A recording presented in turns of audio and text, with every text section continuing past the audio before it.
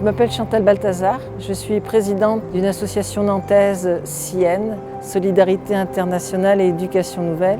L'objet de l'association, c'est de venir en aide à l'enfance vulnérable en situation de handicap. Bonjour, Annie Vollet, j'interviens ici au titre de ma fonction à la RIFT en tant que responsable des coopérations internationales et missionnée dans le cadre des mobilités à l'international pour les étudiants. Je m'appelle Kiernosso et je suis président de l'association des paroles et des actes. L'association existe depuis décembre 2016 et elle intervient dans beaucoup de domaines. L'éducation, la santé, le sport, l'environnement, l'eau et l'assainissement. Je m'appelle Jean-Sébastien Kella, fondateur de Santé Recycle. Santé Recycle est une entreprise qui met en place le développement durable dans les établissements de santé, publics, privés, les EHPAD, les cabinets libéraux. Je m'appelle Monique Gilliot, je suis membre de l'Association humanitaire pour l'Afrique, qui a son siège à Calais, une association qui existe depuis une vingtaine d'années, qui mène des projets au Bénin de développement, plutôt dans des secteurs, dans des villages. C'est dans le domaine de l'agriculture, le but étant de créer des activités qui vont générer des revenus aux femmes surtout.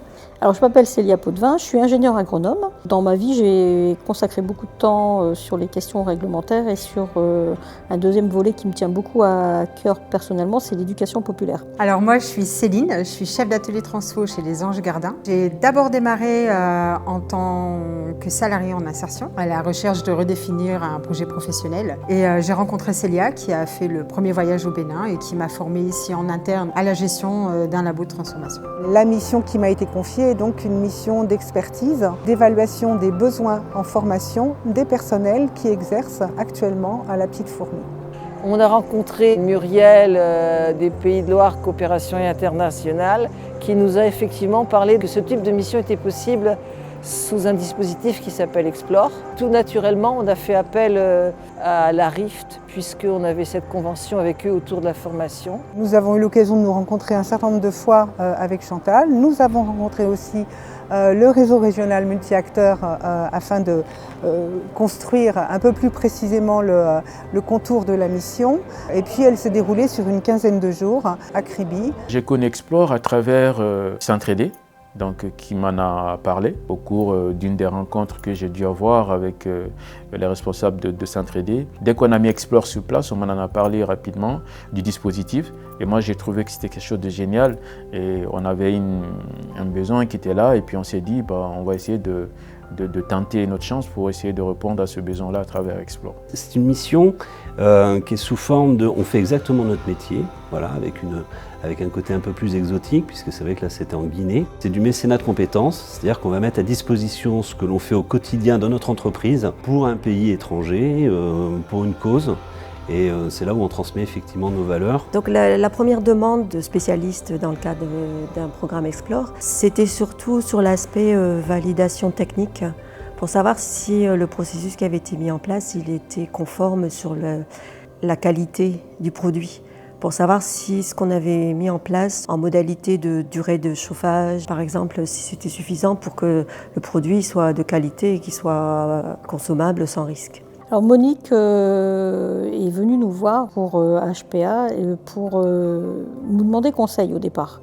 Parce que son association travaille avec RIPAD sur le Bénin, sur le développement peut-être d'une unité de conserve de tomates. Donc moi j'ai un petit peu travaillé avec Célia avant son voyage au Bénin. J'ai tout de suite été investie par ce projet, de travailler avec elle, même à distance. Alors pour moi le Cameroun c'était complètement une découverte. Je ne connaissais pas du tout l'Afrique subsaharienne. Donc une appréhension non, mais principalement parce que je savais que je ne partais pas toute seule. Je suis partie avec Chantal, donc présidente de l'association, et ça a été un vrai plaisir. Il nous paraît vraiment important, voire même essentiel, qu'un des membres de l'association puisse accompagner l'expert.